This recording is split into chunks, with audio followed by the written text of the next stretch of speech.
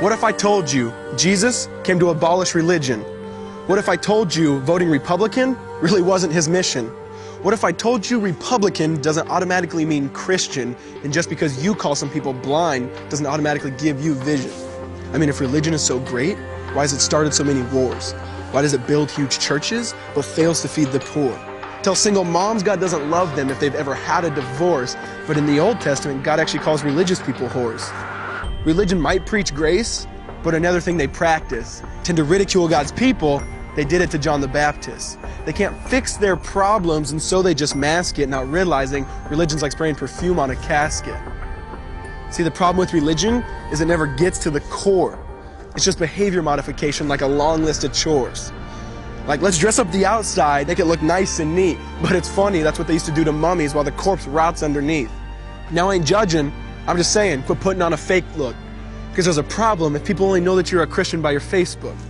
I mean, in every other aspect of life, you know that logic's unworthy. It's like saying you play for the Lakers just because you bought a jersey. See, this was me too, but no one seemed to be on to me. Acting like a church kid while addicted to pornography. See, on Sunday I'd go to church, but Saturday getting faded, acting if I was simply created to just have sex and get wasted. See, I spent my whole life building this facade of neatness, but now that I know Jesus, I boast in my weakness. Because if grace is water, then the church should be an ocean. It's not a museum for good people, it's a hospital for the broken. Which means I don't have to hide my failure, I don't have to hide my sin. Because it doesn't depend on me, it depends on Him. See, because when I was God's enemy, and certainly not a fan, He looked down and said, I want that man.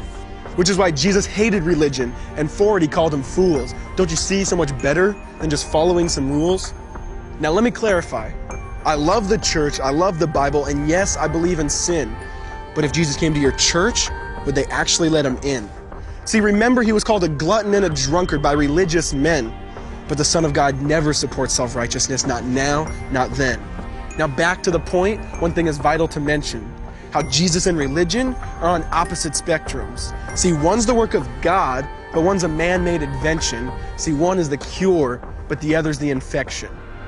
See, because religion says do, Jesus says done.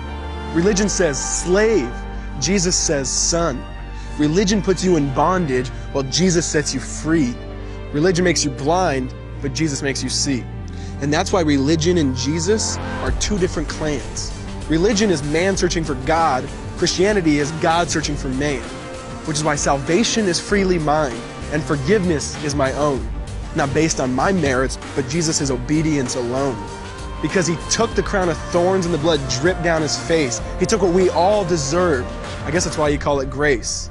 And while being murdered, He yelled, Father, forgive them. They know not what they do. Because when He was dangling on that cross, He was thinking of you. And He absorbed all your sin and He buried it in the tomb, which is why I'm kneeling at the cross saying, come on, there's room. So for religion, no, I hate it. In fact, I literally resent it. Because when Jesus said, it is finished, I believe He meant it.